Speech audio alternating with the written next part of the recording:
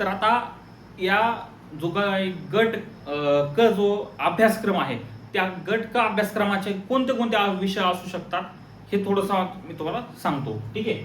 आता गट क अभ्यासक्रम.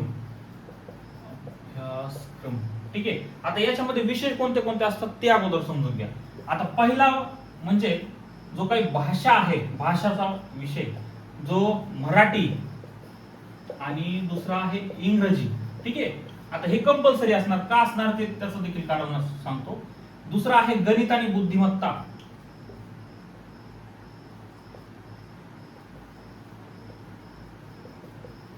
ठीक आहे, जो मॅथ आणि रिझनिंग आहे.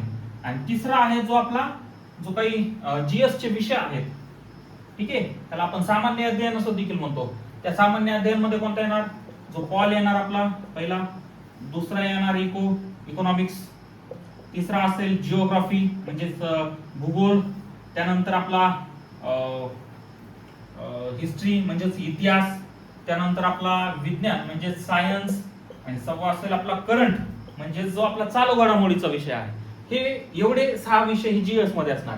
आता भाषेचा विषय हा गट साठी का असेल तर आता हे जे काही लिपिक वर्गाचे पद आहेत हे आहेत एक सामान्यशी कम्युनिकेट होण्यासारखे, म्हणजे सामान्यशी व्यवहार येण्याची किंवा सामान्यशी एक संवाद साधणारे हे पद आहेत. म्हणून हे भाषा विषय, स्थानिक भाषा विषय जो मराठी आहे तो बोलण्यासाठी. ठीक आहे. आणि दुसरा इंग्लिश जो आहे, जे काही जीआर असतील किंवा इतर जे काही डॉक्युमेंटरी असतील त्यासाठी इंग्लिश पण गरजेचं आहे. म्हणून हे जे काही पद आहेत त्यासाठी हे दोन्ही विषय अतिशय गरजेचे असतात. बघा, राहिलं कोणतं आपलं गणित आणि बुद्धिमत्ता. आता गणित आणि बुद्धिमत्ता हे 100% येणार. आता ह्याचं याचं जर कारण विचारलं तर साहजिकच गणित हे खूप ग्राउंड लेवलला देखील म्हणलं तरी काय हरकत नाही की त्याची गरज पडल्याशिवाय राहत नाही. बघा, ठीक आहे. आणि दुसरं म्हणजे आपलं जीएस चा पोर्शन. आता जीएस का असायला हवं हे तर तुम्हाला सांगण्याची गरज नाही. याच्यामध्ये मग सगळे जे राज्यशास्त्र, अर्थशास्त्र, भूगोल, इतिहास, विज्ञान आणि चालू घडामोडी एवढे विषय त्यामध्ये असतील. आता राहिला विषय कोणता की आता एवढा अभ्यासक्रम तर एवढा याच्या व्यतिरिक्त नाही मी लिहून देऊ शकतो. ठीक आहे. फक्त एवढा फरक आहे की हे किती मार्क्ससाठी कसं वेटेज असणार हे थोडंसं मला अजूनही आपल्याला कन्फर्म माहित नाही. ठीक आहे. पण तरी मी सांगतो की आता हे जे काही पेपर्स आहेत ते एका दिवसात 2 पेपर्स होणार, म्हणजे सकाळी एक आणि दुपारी एक अशी होण्याची शक्यता आहे. ठीक आहे. अजून काही आपल्याला कळलेलं नाही. हे माझं मत आहे की 200 क्वेश्चन या पेपर मध्ये असणार. बघा मग 100 मार्कासाठी सकाळचा एक पेपर आणि 100 मार्काचा दुपारी एक पेपर. तोच जे काही टोटल मार्क्स आहेत याच्यामध्ये 200 मार्क्स किंवा 400 मार्क्स साठी हा पेपर असणार. म्हणजे 200 मार्क जर असेल तर प्रत्येक प्रश्नाला 1 मार्क आणि 400 मार्कासाठी असेल तर प्रत्येक प्रश्नाला 2 मार्क्स असे हे 200 क्वेश्चनचा माझा मत आहे की असा पेपर असणार आहे. आता वेटेज हे काय आपल्याला डिस्ट्रीब्यूट करता येणार नाही किंवा त्याला विभागून देता येणार नाही, कारण अजून आयोगाची परीक्षा पद्धती आल्याशिवाय आपल्याला ते सांगता येणार नाही. पण एवढं नक्की की तुम्ही इंग्लिश, गणित बुद्धिमत्ता आणि जीएस हा करायला सुरुवात करायला हवं. ठीक आहे. आता याच्या व्यतिरिक्त त्यामध्ये काहीच नाही. जर समजा आता मराठी जरी एवढा अवघड नसेल तरी इंग्लिश किंवा मराठी तुम्ही रोज 2 तास करायला हवं माझ्या मते. दुसरा आहे मॅथ रिझनिंग, हा देखील रोज 2 तास करायला हवं. आणि जो जीएस चा पोर्शन आहे सगळे विषय हे तुम्ही 5 ते 6 घंटे करायला हवं. म्हणजे माझ्या मते तुम्ही 10 ते 11 तास रोजचा अभ्यास तुम्हाला जर व्यवस्थित जमत असेल तर ठीकच आहे. आणि खूप चांगला अभ्यास आहे. 2 तास लँग्वेज करताय, 2 तास मॅथ रिझनिंग करताय, 5-6 तास जीएस करताय. म्हणजे उद्या जर 14 जूनच्या ग्रुप बी ला तुम्ही जर पास झालात तर तुम्हाला मेन साठी पण हाच सिलेबस आहे.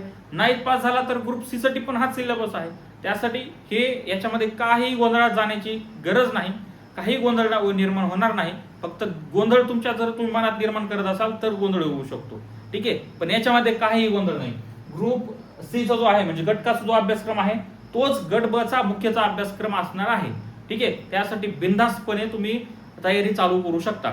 जर तुम्हाला काही अडचण आली तुमच्या कोणत्याही अभ्यासक्रमाच्या वाटेवर तरी मला तुम्ही या सोशल मीडियाच्या प्लॅटफॉर्मवर मी माझा वैयक्तिक नंबर दिलेला आहे, फोन नंबर दिलेला आहे किंवा युट्यूबवर देखील दिलेला आहे. तुम्ही मला डायरेक्टली व्हॉट्सअपवर मेसेज करू शकता. अदरवाईज खूपच मोठी अडचण असेल तर मला तुम्ही डायरेक्टली फोन करू शकता. जर काही काउन्सिलिंगची गरज पडेल तर मी नक्की तुमच्यासाठी त्या ठिकाणी हजर आहे. आणि राहिलं दुसरा विषय की हे जे काही चॅनल आहे त्या चॅनलच्या देवगिरी आयस अकॅडमीच्या प्रत्येक व्हिडिओला तुम्ही लाईक, शेअर, कमेंट आणि सबस्क्राईब करायला हवं या चॅनलला. हे चॅनल जे आहे त्या सबस्क्राईब कमी असल्यामुळं थोडंसं अजून मलाही देखील ऊर्जा तेवढी मिळत नाही. जर तुम्ही तुमचे मित्रपरिवार किंवा कुठेही जात असाल तर तुम्ही त्यांचा फोन घेऊन तुम्ही तुमच्या हाताने ते सबस्क्राईब देवगिरी आयस अकॅडमीचं चॅनल सबस्क्राईब नक्की करा.